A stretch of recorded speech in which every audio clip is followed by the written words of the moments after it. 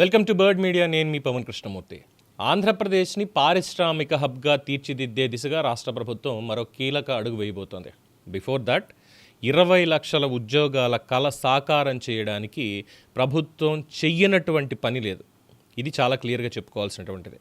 ముఖ్యమంత్రి నారా చంద్రబాబు నాయుడు గారి అధ్యక్షతన అమరావతి సచివాలయంలో జరుగుతున్నటువంటి రాష్ట్ర కేబినెట్ సమావేశంలో భారీ పెట్టుబడులకు సంబంధించినటువంటి కీలకమైన నిర్ణయాలు తీసుకోబోతున్నారు. రాష్ట్ర ఆర్థికాభివృద్ధికి ఊతం ఇవ్వడంతో పాటుగా పెద్ద ఎత్తున ఉపాధి అవకాశాలు కల్పించే లక్ష్యంతో సుమారు 2.01 లక్షల కోట్ల విలువైన 25 పారిశ్రామిక ప్రాజెక్టులకి కేబినెట్ ఆమోదం తెలపబోతోంది. ఈ ప్రాజెక్టుల ద్వారా రాష్ట్ర వ్యాప్తంగా మొత్తం 39,067 మందికి ప్రత్యక్ష పరోక్ష ఉపాధి అవకాశాలు లభిస్తాయి అనేది ప్రభుత్వం అంచనా వేస్తోంది. సో 17వ రాష్ట్ర పెట్టుబడుల ప్రోత్సాహక మండలి SIPB సమావేశంలో ఈ ప్రాజెక్టులకు సంబంధించి ముందుగా ప్రాథమిక ఆమోదం లభించింది. ఇప్పుడు క్యాబినెట్ తుది గ్రీన్ సిగ్నల్ ఇవ్వబోతోంది. ఈ ప్రాజెక్టుల్లో అత్యంత ప్రాధాన్యత సంతరించుకుంది రిలయన్స్ ఇండస్ట్రీస్ విశాఖపట్నంలో ఏర్పాటు చేయబోతున్నటువంటి భారీ డేటా సెంటర్ ప్రాజెక్ట్. సుమారు 1.08 లక్షల కోట్ల పెట్టుబడితో రూపుదిద్దుకోబోతున్న ఈ ప్రాజెక్టు ఐటీ, డిజిటల్ మౌలిక వసతుల రంగంలో విశాఖపట్నాన్ని దేశంలోనే కీలక డేటా హబ్ సెగ్మెంట్లో నిలబెట్టే అవకాశం ఉందనేది భావన. అంతర్జాతీయ స్థాయి డిజిటల్ ఇన్ఫ్రాస్ట్రక్చర్ అభివృద్ధికి ఇది బలమైన పునాది కాబోతోంది. At the same time Sathya Sai జిల్లాలో రిలయన్స్ చేపట్టబోతున్నటువంటి 51,300 కోట్ల సోలార్ పవర్ ప్రాజెక్ట్, ఇది కూడా రాష్ట్ర గ్రీన్ ఎనర్జీ రంగానికి భారీ ఊతమిస్తోంది. పునరుత్పాదక ఇంధన ఉత్పత్తిలో ఆంధ్రప్రదేశ్ని అగ్రగామిగా నిలబెట్టేలా ఈ ప్రాజెక్టు కూడా ఉపయోగపడుతుంది అని అధికారులు భావిస్తున్నారు. అలాగే మరోవైపు కడప జిల్లాలో అదానీ గ్రూప్ ఆధ్వర్యంలో 12,297 కోట్లతో ప్రతిపాదించిన pumped storage hydro energy project విద్యుత్ నిల్వ సామర్థ్యాన్ని పెంచడంలో కీలకమైనటువంటి పాత్ర పోషించబోతోంది. ఇక తిరుపతి జిల్లాలో 2,508 కోట్లతో రాయల్ ఎన్ఫీల్డ్ తయారీ యూనిట్కి ఆమోదం లభిస్తుంది.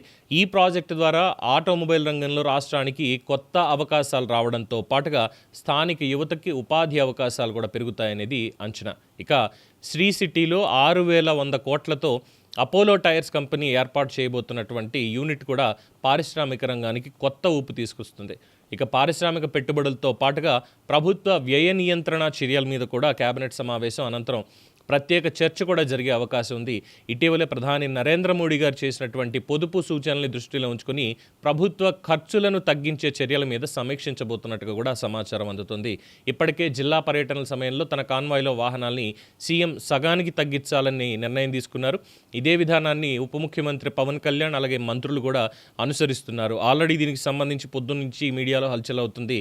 చంద్రబాబు కేవలం 2 కార్ల ప్రధానమంత్రి 2 కార్ల కాన్వాయ్, చంద్రబాబు 2-3 కార్ల కాన్వాయ్, అలాగే